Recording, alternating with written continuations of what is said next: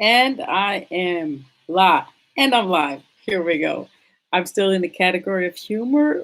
I tried to change it, and this is about how to lead yourself as a mother and as a wife, and it can also be as an employee when you have a lot of passion, a lot of fire. And I get tons of requests, and I'm taking them one by one. And today I want to coach into and speak in Arkansas, who reached out to me in January.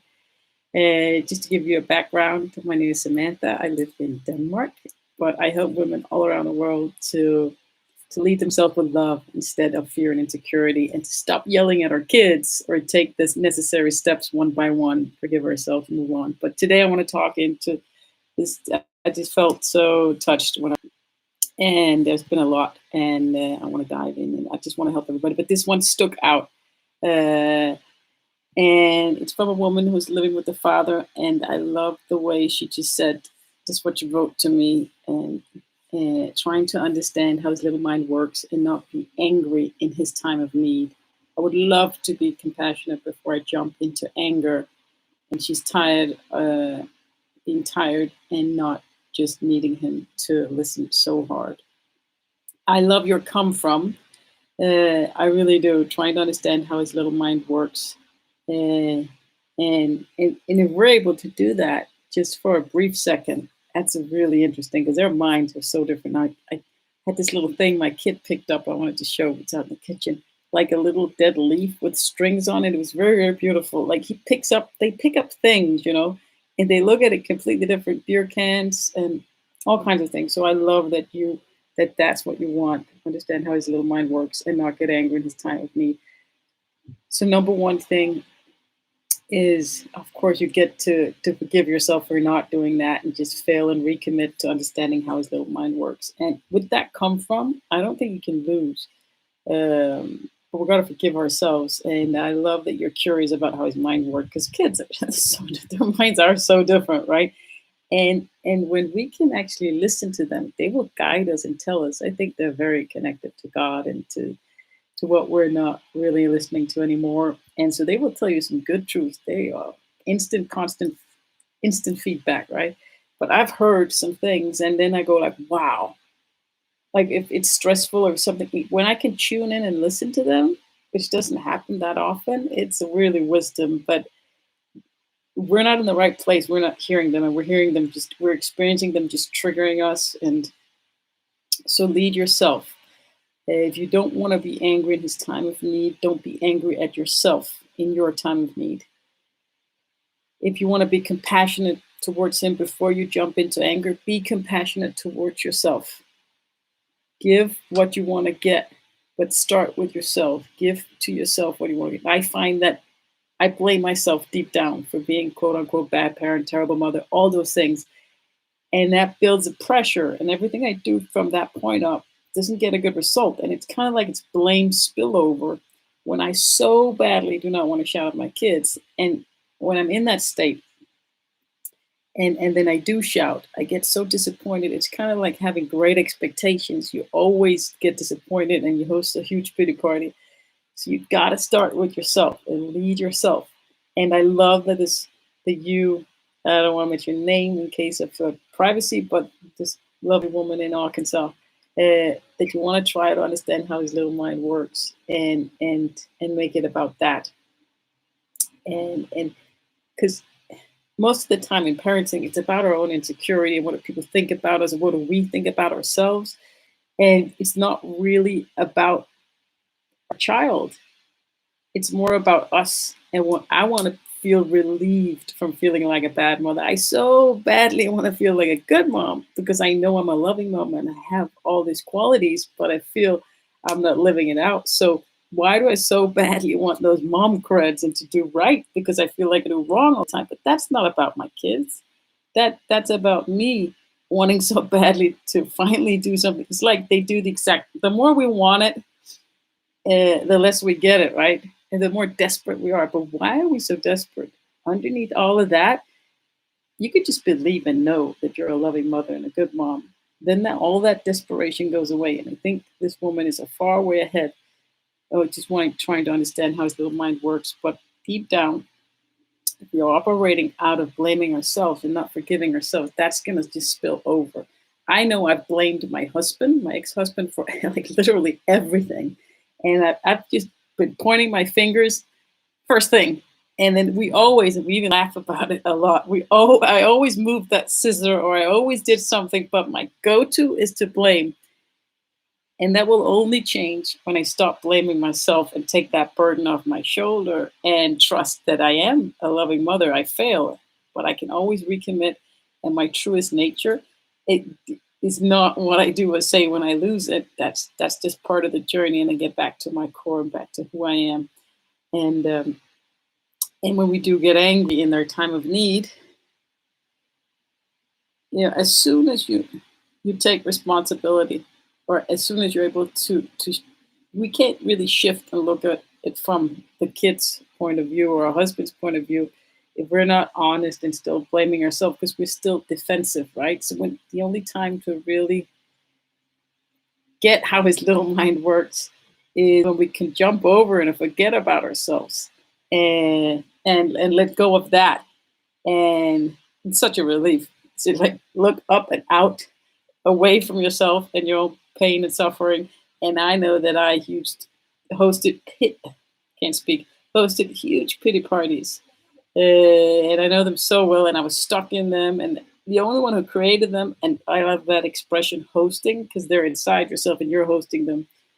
And when you do that, you're not in connection. You can't get any love. And the way towards understanding how their little mind at, when we practice leading ourselves with love, I find it's easier to think about their world, because I'm not desperate. I'm not trying to right my own wrongs, which I found is deep down the motivation behind a lot of things. Is like I have this, I ruined everything and I just want to fix it, fix it. That's a lack of trust, right? And right now, what I'm speaking, or what I'm hearing, and what somebody's telling me up there, is patience. And it's funny because I just sent out an ebook called Words to Use in Order to Choose Love. And in that, it's also day number 3 in my 5-day communication transformation challenge. Day number 3 is called Remove Verbal Garbage. And the book is taken from that exercise. It's a very small book. I don't even if you can call it a book. The whole point is that you flip the negative things you say or think about your husband, and it applies with your kids as well. Maybe more teenage kids, I don't know. But think about that. So mine was, I got really triggered that he was so slow. Like, it just triggered me. And I would just think that, I would say that. And then the exercise is to take all those, or not all, there's only actually one that was really big for me. It's 2 or 3 things, right? And you flip them to the positive side. So you can trick your mind by start saying, oh, honey, you're so efficient. And you really mean slow. But then you change your perspective on him. And sooner or later, you start to believe that. That's a subconscious mind and stuff like that. But you also become aware. I also became aware. And this is an exercise I did years ago. And the funny thing is that I'm learning this right now on a very higher, deeper level. Patience, right? He had patience. I got so triggered that he was slow because I lacked patience. Totally. Always have. Probably always will. And that's my thing. It's what God is telling me right now, too, is to be patient. Because when we as moms, or you as a person, you want to fix things. I know I did. I want to fix. That's a lack of trust, right? And to think that I have to go do something and it won't be done without me. Yeah. Trust, right? And when I am impatient, or when I want to see proof of results, tangible ones for my own insecurities and worthiness conversations or unworthiness conversations, when I'm impatient to see the results of my work, I'm very impatient right now. I'm like, why am I not helping all these 400 people in this group that could all be in my program? Why am I not helping each and every one of them? That's impatience, right? I get to be patient. And that's what I learned from my husband. And flipping the words around, the negative words that you say or think about your husband, to the positive, makes you see that connection, that there are so much wisdom and triggers. And it's not a coincidence who God brings in front of you. It's really not a coincidence. And I felt so trapped for many years. But doing that one flip exercise did two things. First of all, it made me a leader of my emotions because I chose to flip a word around and try to play with this experiment just and for fun, right? That made me a leader, not a follower. And it made me aware, oh God, I see the silver lining. And I'm like, when I wrote those positive for my husband, for the thing that triggered me and I felt were annoying and that I was keep saying over and over again in negative comments, like the practice of day three is don't say or think anything negative about your husband ever again. And you use it with the kids as well. But then I saw, okay, the flip side is grounded, patient, thorough. Like everything I needed was the flip side of the things that triggered me about him and that I would bitch about and complain about. And making that decision just changed my life and my perspective and seeing the magic in that. So from that exercise, I decided to write this little book called Words to Use in Order to Choose Love. And then I'm just learning right now in my life where it is that again, this lessons of patience and the lack of trust that comes when we're impatient. So that was a long story away from what I wanted to dive in today.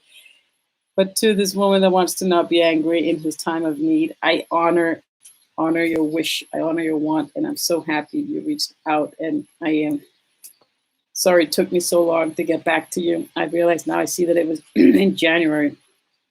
I am here for you 100%. And you can be compassionate before you jump into anger and let me know how it's going in your journey and how I can support you. And let me know whatever story you need to hear, whatever fears you have. But like the fastest way is really to be honest about our stories and our fears. And that's the way to change. So thank you for being honest and reaching out. And that's it for me now.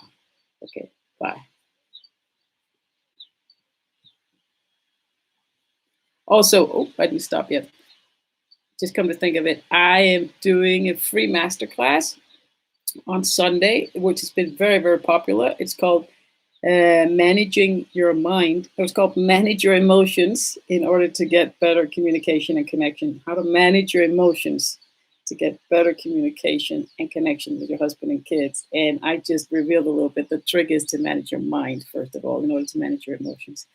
That's been very helpful. And I'm doing it Sunday at 8 p.m. Pacific and 11 p.m. Eastern and 5 a.m. Central European time. For those of you who are on that, I am.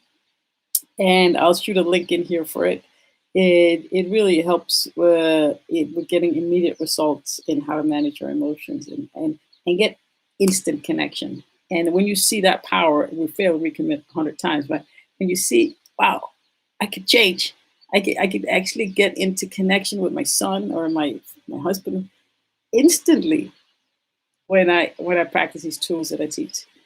So sign up for it if you want to get access to that and join us live on Sunday at 8 p.m. Pacific. All right, bye bye.